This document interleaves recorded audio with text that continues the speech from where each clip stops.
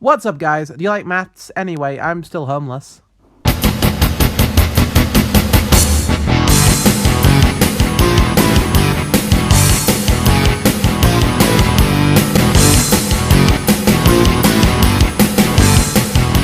But hey, I'm trying to look on the bright side of things. I updated my character stills, updated my monitor, got a new pre-built gaming PC, got this new desk with some free gum included, and there was even a Wii U. I hate being homeless. No! I need to be more grateful. I already have grass and thumbs. What else do I need? Being homeless has its benefits. I don't have to do homework. I'm missing ingredients. This is great. Usually I'd have to balance procrastinating homework and procrastinating making YouTube videos. Now I can just focus on the latter.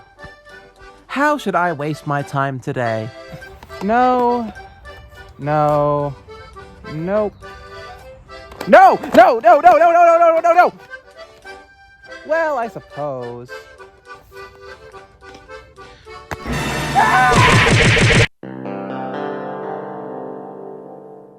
Sparx Maths is there's no Wikipedia article. Okay, so imagine Quizlet, but with numbers, and everybody hates it. It's described as a homework solution, and they actually have a video on their website. Maybe that'll explain it better. Oh look, the KineMaster layer pop animation. It's good to see someone's repping the classics. A revolutionary homework solution that cuts teacher workload massively and improves student learning. I would no longer teach... I can't be that great if it made her quit teaching. I am so stretched right now, you would not believe. 10,000 videos! There are even that many numbers. Wait, there's a presentation mode? Oh, I have had it with all the Daniel slander. You may wonder, who is Spark Math? And what is his problem with Daniel? That's a good question. Luckily, the Sparx website also has a circle featuring the 5 commandments: innovation, automation, collaboration, personalization, and Clyde. They claim to provide pedagogical innovations to ensure that the quantity and quality of student practice is always being optimized. Now, you might wonder what that means, just related to teaching, but luckily, they're happy to provide a few examples of innovations, like the bookwork codes. Automation, this is important. Sparx creates homework automatically following a given school scheme of learning. This is a genuine benefit, as it saves a ton of time for teachers, but it's been 4 sentences since I complained about something, so I hate how I keep thinking these highlighted sections are links and clicking on them only for the website to laugh at me and say, "Joke's on you, you'll never find out what learning means," and these post-it notes don't go behind the nav bar. Also, I think I have head lice. But enough of that. What is the website like to use? First we log in, then repent. Due to the whole homeless thing, I don't have any work to do, so we can only really look at the independent learning section. We have 8 factions to choose from: Aqua, Adexel, and even Oxford. They can't drive. Personally though, I gotta go with jet ski. I'll do geometry, because shapes rhymes with snakes. And then Pythagoras, because I love snakes. Difficulty level 5, I'm a snake buff. In this level, you have to calculate the area and perimeter of snakes. But once you're done, you gain Sparx experience points, which is dumb.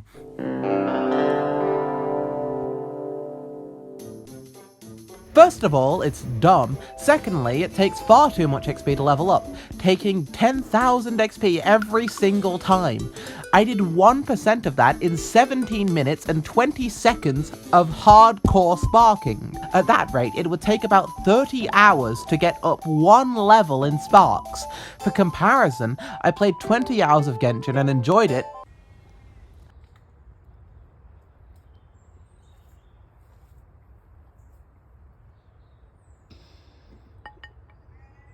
Because of how relatively fast and rewarding leveling up was. When it takes 30 hours of non-stop sparking to make any progress, it becomes so elusive that even bothering to try feels completely pointless, which is quite damning when it's supposed to act as a motivator. You might say these things are completely incomparable.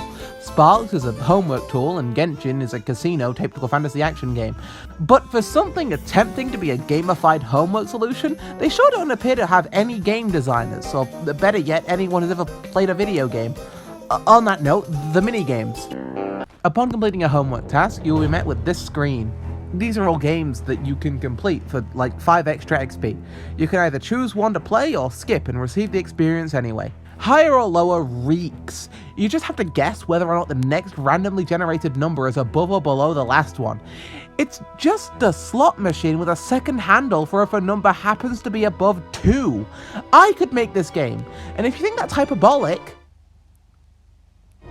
what's even more pathetic is that the next game is just a version of Higher or Lower that plays itself. If I wanted to not play a minigame, I would just not play a minigame. This is pure filler. It's basically just gambling for all ages. Maybe this is like Genshin. You're gambling for all ages in that game too. Fine, it's better, but that doesn't mean it smells good. You just have to find the shape that matches the description. It's interactive at least, but complimenting a game for being interactive is like complimenting a bathroom for having a toilet. Block Party is definitely my favorite game in the package as it's the most interesting and actually has theming. You're making a dance floor for these little guys, but it's basically just a worse Tetris. So I like it, but only because it reminds me of something else I'd rather be doing. Roll With It has the same problems as Find It. It's too simple and short. It takes longer to load the sounds than to play the game. Hello everybody, Jack Snotty here. I'd just like to add a little amendment to this section. They killed him! They killed Block Party! They released an update that changed the UI, and they killed Block Party! And the other games, but who cares? How are they gonna improvise maths now? I've completely forgotten what shapes are! They killed Block Party! The new UI looks fine though. It's sort of sterile and boring, but hey, I actually came up with a way to instantly improve the new UI. I get why Sparx would want to look more polished and clean, you know, to wash the blood off their hands after they killed Block Party! All in all, these are some pretty underwhelming maths games. If you want something cooler... Tim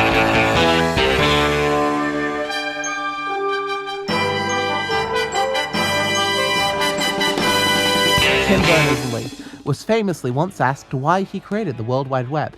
He responded to this by saying, I don't know, I just needed somewhere to put Bob the Robber.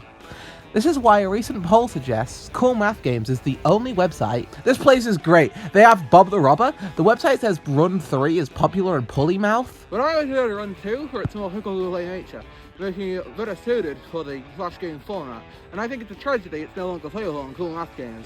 For the same reason, 60-Second Burger Run has always been a favourite of mine. It's an addictive mix of difficult 2D platforming and pure evil. Stop is a great puzzle platformer, and I'd highly recommend that anyone check it out, along with Daiichi's other work on itch.io.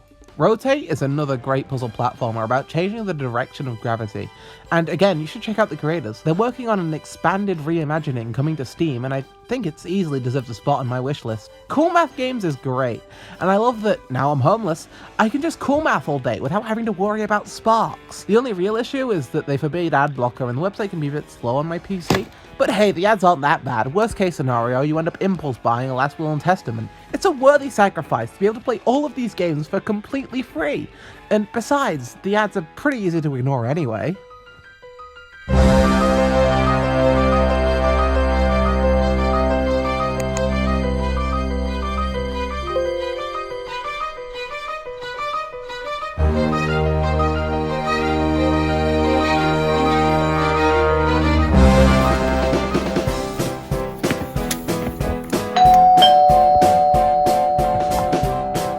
Yeah, hi.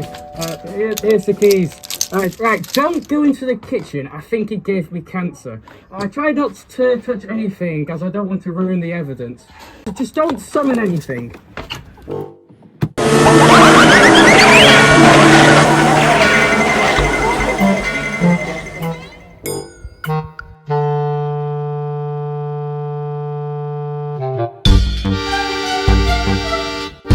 No, not a house!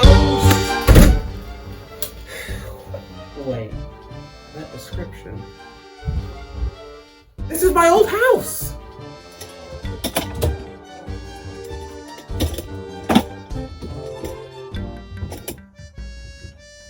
Oh, hey, Mr. Roblox. Hello, Jack. Thank goodness. I thought I would never see you again. Yeah, I guess. What's wrong? You seem down.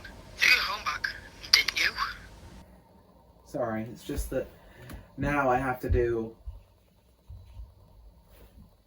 Sparx. Well, that's so bad.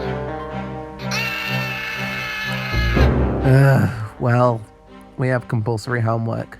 One of these is set every week, and it's supposed to take 1 hour to complete every time. The homework is split into 5 or 6 tasks. I imagine the idea here is that I do 1 or 2 each day, but Sparx is so tedious I can rarely ever bring myself to do it any time other than the midnight before.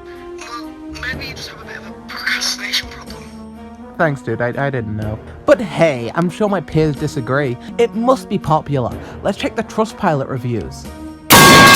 Yeah, Sparx isn't particularly well liked. Has this ever happened to you? We start the first task, and wow, there are really no snakes here. Let's go back to the reviews. There are some good reads here, like Sandra, who says Sparx gave her an erection. My name is Sandra, that's an immediate contradiction. It's a pain in her ace hole. It makes me suicidal, and I jump off a 2-foot bridge and break all my writs. Well, yeah, they're crackers, they're pretty fragile. We move on to the next question, and it's here. The bookwork check. Now, I have alluded to this feature quite a lot in previous drafts. In the current version of the script, I'd say it once and scream. But these reviews are really hyping it up. I'd rather be lit on fight than do another bookwork check. The bookwork codes are the work of a sadist. I'd rather put bleach in my eyes than do another bookwork check. Interesting stuff, definitely. We've already seen the website boast about it as an innovation. They even have a video about the thing. It also has the bookwork codes, which means that without even realizing, students are doing a better job of making notes and recording what they're doing as part of their homework as they work, through the program week on week. Really, really like the fact. I got bingo. The founder of Sparx, Mark Dixon, even wrote about it in his personal blog as ingenious. He makes it sound revolutionary, as though Sparx has finally defeated EduTech's Achilles heel. They found a way to ensure students write the method. The bookwork check is a pretty key part of Sparx. The idea is it uses clever technology. Now, how does this work, you ask? Each question is assigned a code, and the user occasionally has to select the answer to a question they've already done based on the bookwork code provided. Now, this is an ingenious system that forces students to actually write down their working out. There truly is no workaround. I even got a special Sparx homework book to write down my bookwork codes and accompanying workings. This is an airtight solution that teaches students to always write down their working out unless you press print screen. Yeah, you can just take a screenshot whenever you're about to answer a question and put it into Paint. This is my usual setup for Sparx, being able to swap between Google and Paint, and sometimes the calculator on the side. It's pretty efficient and, more importantly, only takes place on the computer. This means that, in effect, all the bookwork checks do is force you to look at a Paint document for a few seconds. Not quite as grandiose as the website made it sound, especially with the cathedral-esque echo in that video. These bookwork codes are worthless, and it's even worse once you consider how much Sparx boasts about its so-called bookwork check technology. Sparx has bookwork check technology the same way my nearest game store has age check technology. Hey! Wake up! Wake up! Wake up! Membership! Hi, welcome to Saks. What would you like? Hello, yeah, can I buy this?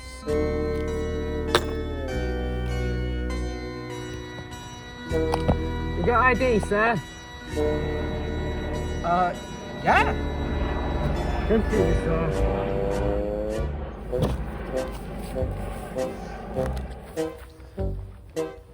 Well. Aside from bookwork checks, I'm just completing maths questions, so let's return to the reviews for a moment. One thing that'll stick out to you when reading these reviews is that they were written by disgruntled British teenagers, and you can really tell. Wait, wrong tab. I mean, look at this. Whomever sick, twisted, and blah blah blah created this piece of blah needs to seek help. This extract should bring two things to your attention. Firstly, I do not feel comfortable reading out a lot of these. There's tons of foul language, mentions of violence and suicide, and poor spelling in a large majority of these. All things that are not condoned by the Jacksonville YouTube channel. Secondly, that's not how you use whom, silly? I think they must have assumed whom is just a fancy way of saying who. Like thou is a fancy way of saying you, and this is a fancy way of saying I was never baptized. In fact, over half of Sparx's reviews in the last 12 months have been flagged by Sparx for violating Trustpilot's terms of service, which is probably why a lot of these self-censor. It's often said that brevity is the soul of wit, which is why I appreciate the shorter reviews. Lewis Main is the first person to review Sparx on Trustpilot, and his review on May 19th, 2021 set the tone for all that would follow. Trash, blah blah blah blah. It's been a while since we looked at the work itself. Let's just see how that's going. Wow, still bad. Calculate the volume of the prism. 7. Huh, maybe I misspelt it.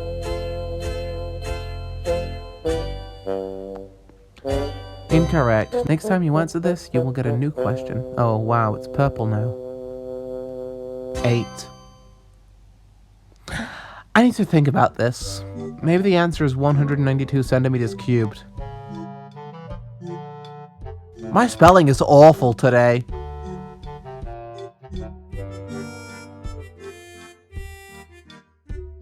I've got it. The answer is 81.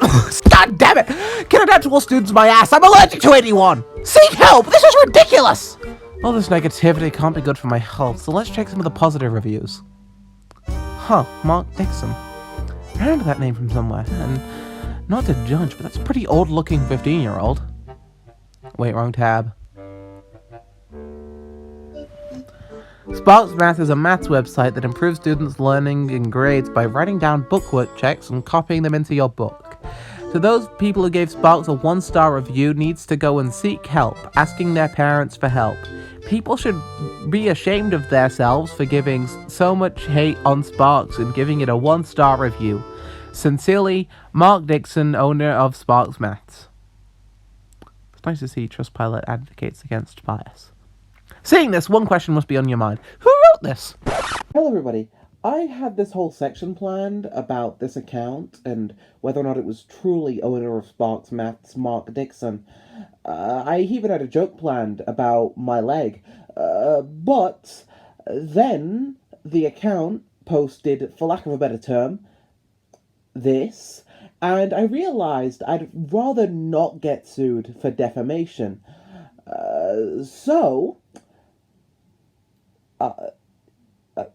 Here's the emergency Fortnite montage.